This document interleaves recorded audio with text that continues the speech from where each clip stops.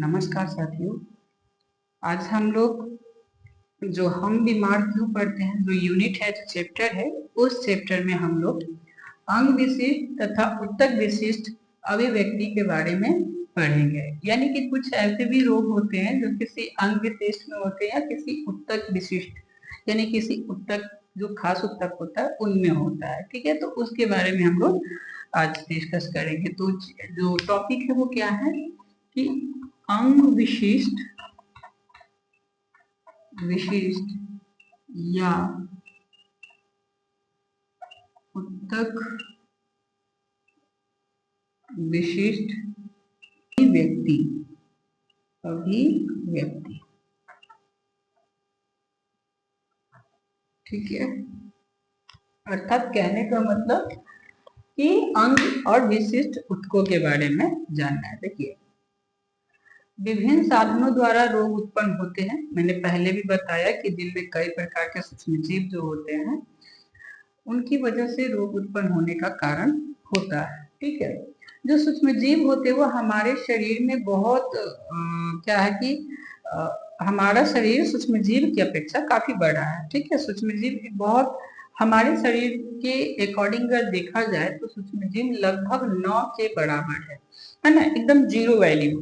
ठीक है, जितना बड़ा हम लोग का शरीर है, इसलिए हमारे शरीर में बहुत सारे ऐसे स्थान हैं या अंग हैं या उत्तक हैं, ठीक है, जहां सूक्ष्म जीव आसानी से आ जा सकते हैं, यानी कि गमन कर सकते हैं। ठीक है ना, सूक्ष्म जीव के विभिन्न जो स्पीसीज होते हैं वो शरीर के विभिन्न भागों में विकसित होते हैं। ठीक है, और ये जो जहां पे वो विकसित होते हैं उनका जो चुनाव होता है प्रवेश के स्थान पर निर्भर करता है, यानी कि उनका शरीर के अंदर किस स्थान से प्रवेश किया गया है। ठीक है ना, यदि हवा के माध्यम से होगा तो वो नाक के द्वारा शरीर में जाएगा और शरीर से मतलब नाक के द्वारा फेफड़े तक जाएगा। ठीक है, यानी कि फेफड़ा जो हमारा एक अंग है उस जगह पर पहुंचेगा। ठीक है, अगर भोजन के माध्यम से जाएगा, ठीक है ना, तो कहाँ पहुंचेगा आपका, वो आहार नल में जाएगा। अच्छा, हवा के माध्यम से जब बैक्टीरिया पहुंचता है तो ये हवा के माध्यम से जो रोग होने वाला होता है, जिसमें एक रोग जीवाणु के द्वारा होता है, वो है क्षय रोग। ठीक है ना, क्षय रोग इससे होता है मुंह में से, अगर मुंह के द्वारा प्रवेश कर रहा है, आहार के द्वारा प्रवेश कर रहा है, उससे टाइफाइड हो सकता है। ठीक है, और ये सब क्या है, तो बैक्टीरिया से उत्पन्न रोग है, यानी कि बैक्टीरिया के द्वारा उत्पन्न होने वाले रोग है। यानी कि क्षय रोग और टाइफाइड का जो मुख्य कारक है, यानी कि जो सूक्ष्म जीव जो हैं वो कौन है, तो आपके बैक्टीरिया है। ठीक है ना, ये जो अगर यकृत में अगर पहुंचेगा तो वो हेपेटाइटिस, ठीक है ना, और जो हेपेटाइटिस है, हेपेटाइटिस के अलावा पीलिया, ठीक है, ये सब रोग होने का चांसेस होता है। लेकिन ये हमेशा ऐसा नहीं होता है। इसके अलावा बहुत सारे ऐसे वायरस, जैसे कि HIV जो वायरस होते हैं, human efficiency virus, immuno virus होता है। ठीक है ना, ह्यूमन इम्यूनो वायरस जो होता है वो लैंगिक जनन के द्वारा, जो लैंगिक अंग हैं उनके द्वारा भी प्रवेश करता है, यानी कि शरीर के वो पार्ट जो हमारे जननांग है, ठीक है ना, उन जननांगों के द्वारा भी शरीर में इंटर करता है, प्रवेश करता है, और ये लसिका ग्रंथि में फैलती है। लसिका का मतलब हो गया जो ब्लड के अंदर जो व्हाइट कलर का जो पाया जाता है ना, चिपचिपा सा पदार्थ, वो लसिका होता है, तो उसमें प्रवेश कर जाता है, जिसकी वजह से व्हाइट ब्लड सेल्स को यह मारने का काम करता है, आपके शरीर को ना रोग प्रतिरोधक जो क्षमता होता है उससे लगभग उस चीज को ही खत्म कर देता है। तो HIV में कई प्रकार के रोग होने के जो चांसेस होते हैं वो और ज्यादा हो जाते हैं। कहने का मतलब है कि HIV जो रोग है ना, उस रोग में ना कई प्रकार के और रोग भी बढ़ जाएंगे हम, और इसमें जो है शरीर हमेशा टूटता जाता है, यानी कहने का मतलब कि बहुत ज्यादा कमजोर हो जाता है शरीर। ठीक है, अगर जो मलेरिया होता है, आपने सुना है कि मलेरिया होता है, ठीक है, तो मलेरिया जो होता है ना वो मादा मच्छर के काटने से होता है, ठीक है। जब मादा मच्छर काटती है तो उसके अंदर जो मादा मच्छर के अंदर जो परजीवी होता है प्रोटोजोआ, वो शरीर के अंदर प्रवेश कर जाता है, ठीक है। और शरीर के अंदर प्रवेश करके वो क्या होता है कि यकृत में जाता है, जहाँ पे स्प्लीन, जहाँ पे लाल रक्त जो रुधिर कणिका होती है, निर्माण होती है स्प्लीन, ठीक है ना, जिसे इंग्लिश में हम लोग तीली कहते हैं, उस जगह को वो ज्यादा नष्ट करने का काम करता है, ठीक है। इसके अलावा जो मस्तिष्क ज्वर होता है, ठीक है, वो भी मच्छर के काटने से ही होता है, ठीक है ना। और लेकिन हाँ, जो मस्तिष्क के क्या होता है कि संक्रमित हो जाता है, ठीक है ना। अर्थात जो मस्तिष्क ज्वर होता है, जिसे हम लोग जापानी मस्तिष्क ज्वर भी कहते हैं ना, ये मच्छर के ही काटने से होता है। उसी प्रकार से डेंगू भी होता है, ठीक है, तो मच्छर के काटने से ही होता है। तो ये सब जो है ना हमारे शरीर को इफेक्टेड करते रहते हैं, ठीक है। अब है कि जिस ऊतक या अंग में सूक्ष्मजीव आक्रमण करता है, तो रोग के लक्षण और जो उनके चिन्ह हैं उसी पर निर्भर भी करता है कि वो किस प्रकार का लक्षण दिखाएगा, है ना। फेफड़े पे करेगा तो उसके हिसाब से लक्षण होगा, मस्तिष्क पे करेगा तो उसके हिसाब से लक्षण होगा। यानी कि जिस अंग पे वो आक्रमण करेगा, यानी कि जिस जगह पे वो पनपेगा, उसी प्रकार का लक्षण जो है दिखाई पड़ेगा। अगर फेफड़े में होता है तो क्या हो सकता है कि खांसी हो सकती है, सांस लेने में प्रॉब्लम हो सकती है। अगर यकृत में होगा तो वो पीलिया होने का चांसेस ज्यादा होता है। मस्तिष्क पर होगा तो सिर दर्द, उल्टी, चक्कर आना और बेहोश होना, ये सब कॉमन लक्षण होते हैं जो जीवाणु या जो सूक्ष्म जीव यानी कि वायरस जो पनपते हैं ना जिस जगह पे, उस हिसाब से। संक्रमण रोग के उत्तक विशिष्ट प्रभाव के अतिरिक्त, ठीक है, यानी कि उत्तक विशिष्ट के अलावा जो है ये सामान्य प्रभाव में भी होता है, सामान्य प्रभाव भी ये डालता है। अधिकांश जो आपके जो प्रभाव होते हैं वह इस पर निर्भर करता है कि संक्रमण के शरीर का प्रतिरक्षा तंत्र कितना क्रियाशील है या नहीं है, ठीक है ना। यानी कि शरीर के अंदर जो हमारा रोग प्रतिरोधक क्षमता है वो कितना ज्यादा एक्टिव है। जितना ज्यादा एक्टिव होगा शरीर जो है, पहले उस रोगाणु से खुद ही निपटने का, मतलब जो रोग प्रतिरोधक क्षमता है वो निपटने का कोशिश करता है। अगर वो नहीं निपट पाता है, यानी कि उसको क्या बोलते हैं, निष्क्रिय करने में अगर असफल होता है और खुद ही निष्क्रिय हो जाता है, तभी जाकर के हमारे शरीर के अंदर रोग फैलने शुरू होते हैं, ठीक है ना। ये होता क्या है कि रोग उत्पन्न करने वाले जो सूक्ष्मजीव होते हैं ना, वो सूक्ष्मजीव को मारने के लिए अनेक कोशिकाएं बना देते हैं, ठीक है। और नई कोशिकाओं के बनने के जो प्रक्रम होता है वो शोथ कहलाते हैं, शोध, ठीक है, तो शोथ कहलाते हैं।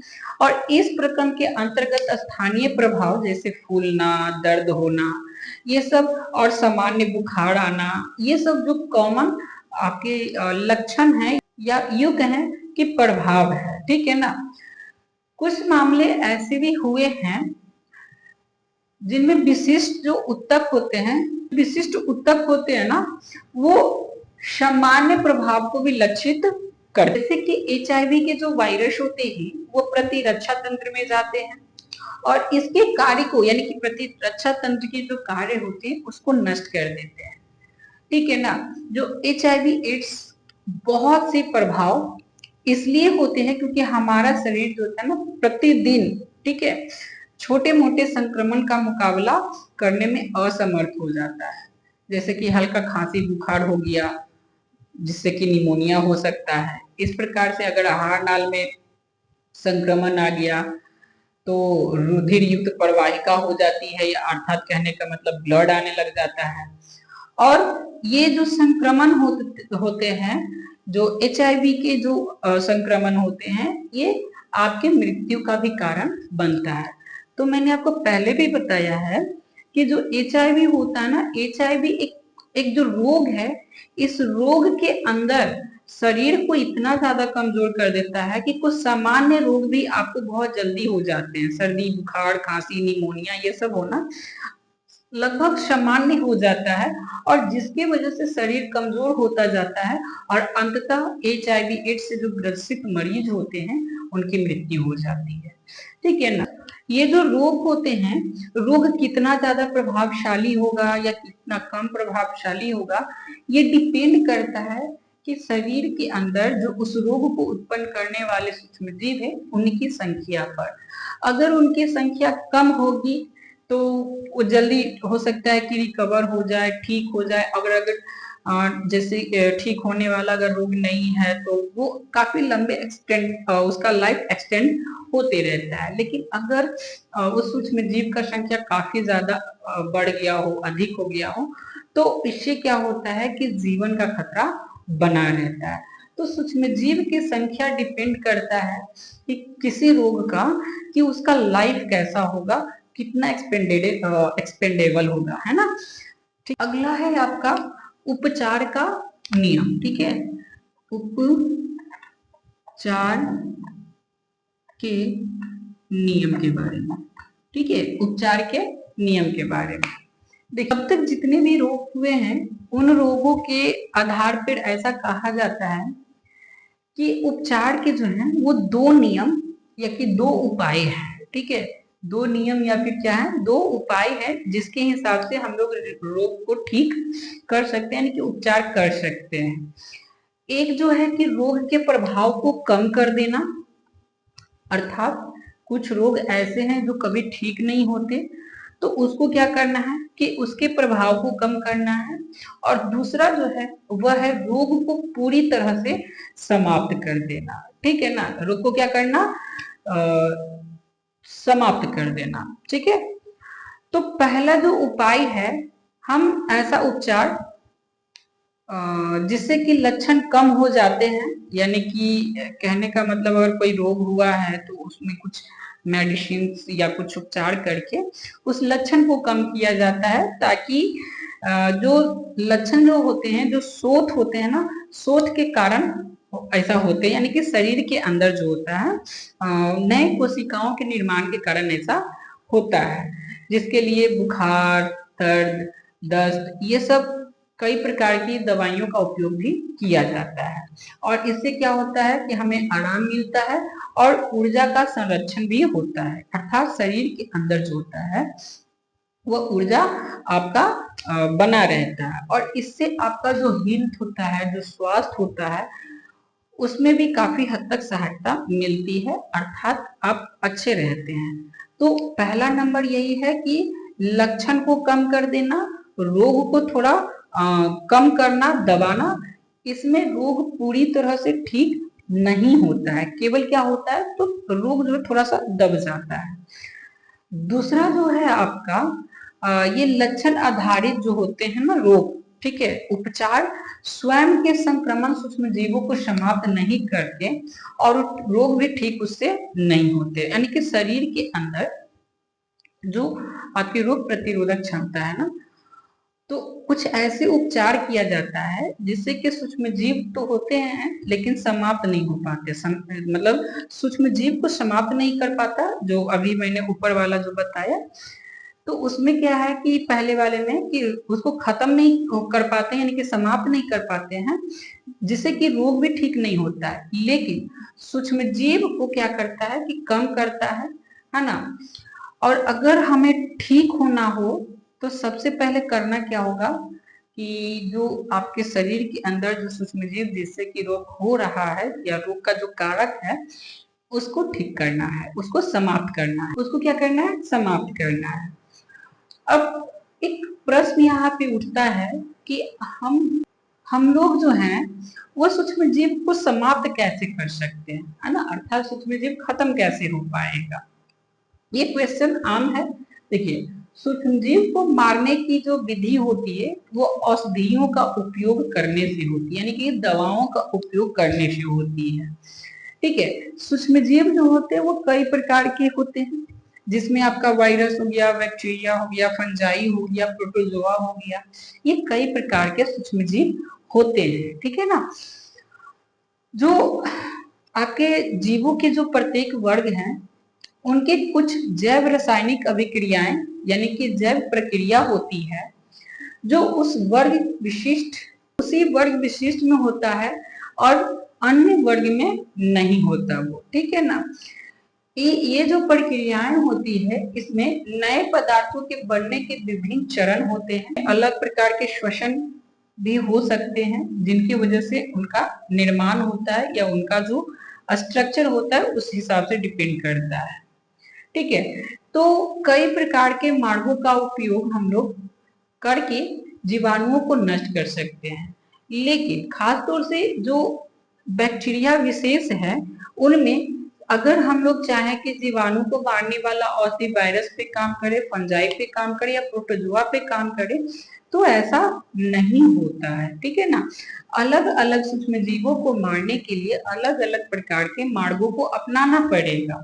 जैसे कि हमारी जो कोशिकाएं हैं ऐसे प्रक्रम ऐसे नए पदार्थ बना सकती है जो बैक्टीरिया को ना क्या कर सकती है, जो बैक्टीरिया का जो प्रक्रम होता है वो उस प्रकार से भिन्न हो और बैक्टीरिया को नष्ट कर सके। ठीक है ना।